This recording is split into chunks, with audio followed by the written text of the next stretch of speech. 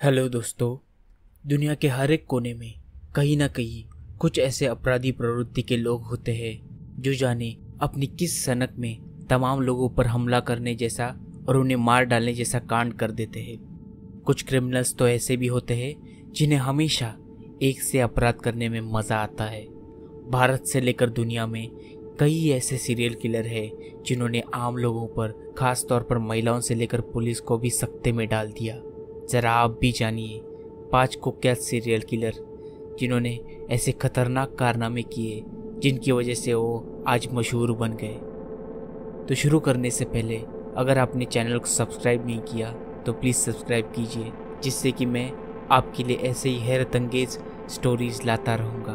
तो चलिए हम शुरू करते हैं। पहला सीरियल किलर है चार्ल्स मैनसन। अलग तरह के एक धार्मिक पंथ चलाने वाला एक सीरियल किलर चार्ल्स मैनसन। हालांकि तब वो गुजर गया जब वो अपनी आजीवन कारावास पूरा ही करने वाला था। चार्ल्स 60 के दशक में खतरनाक और डरावने मर्डर के लिए दोषी था। चार्ल्स के खतरनाक हमलों के शिकार एक्ट्रेस शेरॉन टेट, जो कि फिल्मकार रोमन पोलेंस्की की प्रेग्नेंट वाइफ भी शामिल थी, जिन्हें चार्ल्स का पंथ मानने वाले फॉलोअर ने चाकू से गोद कर मार डाला। चार्ल्स के पंथ में शामिल होने वाले लोगों को मैनसन फैमिली का नाम दिया गया। ये लोग बाइबल के कुछ हिस्सों को उसका अलग मतलब निकालकर लोगों को बरगलाने का काम करते थे और उन्हें अपराध करने के लिए मजबूर किया करते थे। दूसरा नाम है जेफरी डामर। अमेरिका की मिलवॉकी हत्याकांड का मुख्य दोषी जेफरी एक फेमस सीरियल किलर था जो अपने शिकार का रेप करने के बाद उसको मर्डर कर देता था और उसके टुकड़े टुकड़े करके उसको ठिकाने लगा देता था। जेफरी ने 17 पुरुषों को ऐसे ही मार डाला।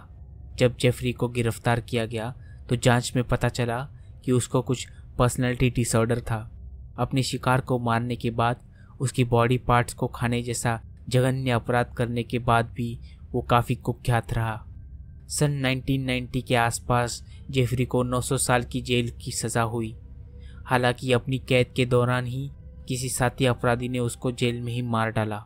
अगले सीरियल किलर का नाम बताने से पहले मैं आपको उसके बारे में एक स्टोरी बताना चाहता हूँ। किस्सा ये था कि एक लड़की अपने दोस्तों के साथ वीकेंड्स पर कैंपिंग करने के लिए एक पहाड़ पर गई और वो लोग एक दूसरे को डरावनी कहानियाँ सुना रहे थे।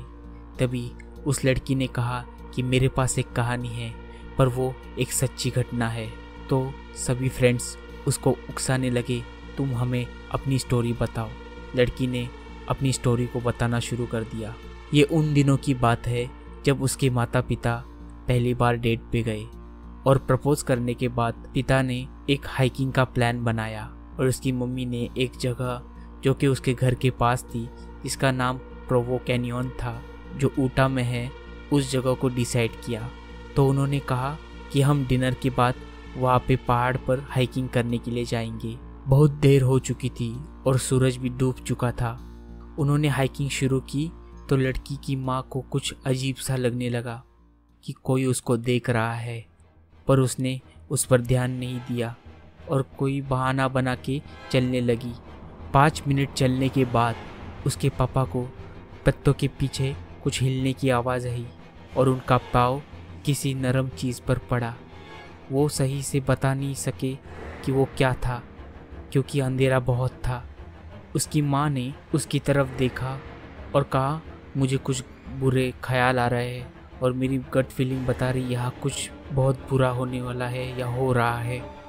तो उसने उनको यहाँ से चले जाने के लिए कहा। तो उसके बाद जल्द ही वो अपने कार के पास लौट गए अपने सामान को पीछे छोड़कर, और उसके कई साल बाद उन्होंने शादी कर ली। शादी के कुछ सालों बाद वो एक बार सोफे पर बैठकर एक सीरियल किलर का इंटरव्यू देख रहे थे।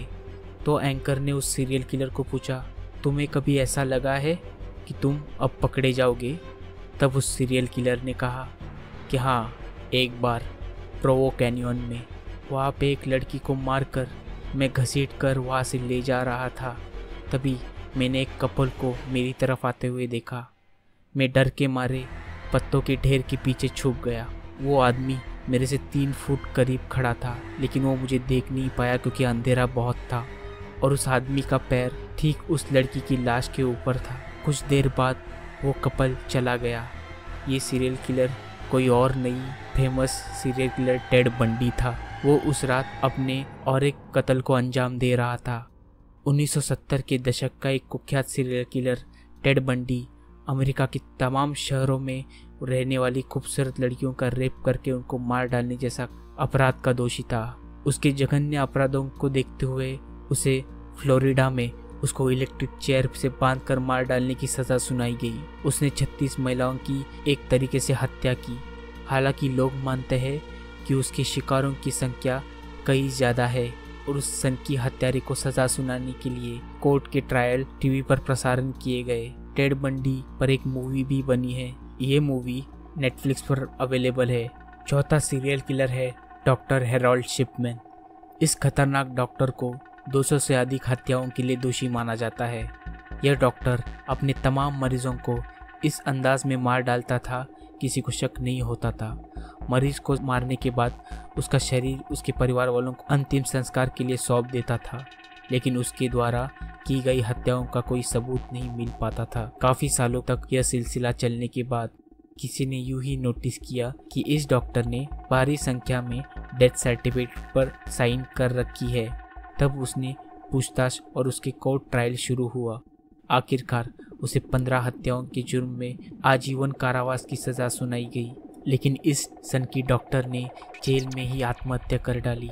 आखिरी और सबसे फेमस सीरियल किलर है Jack the Ripper. Jack the Ripper ने हत्याओं से शहर में सनसनी फैला रखी थी। यह व्यक्ति सिर्फ महिलाओं वेश्याओं को अपना शिकार बनाता था। यह उनकी गर्दन काट देता था, शरीर के किसी आंतरिक अंगों को निकाल लेता था। हालांकि कभी भी इस अपराधी का असली नाम सामने नहीं आया। सिर्फ उसके मारने का ढंग और मानव अंगों को निकालने के उसके क्रूर तरीकों से कारण उसको ये नाम दिया गया। यह हत्यारा इतना फेमस था कि इसके नाम पर कई हॉरर वीडियो गेम भी बने। तो कैसी लगी ये कहानियाँ? अगर आप ऐसे ही कुछ अजीबोगरीब और हट के कहानियाँ सुनना चाहते हैं तो मेरे चैनल को सब्सक्राइब कीजिए। मैं मिलता हूँ आपसे अगली बार एक नई कहानी के साथ। तब तक के लिए अपना ख्याल रखिए। Take care and bye bye.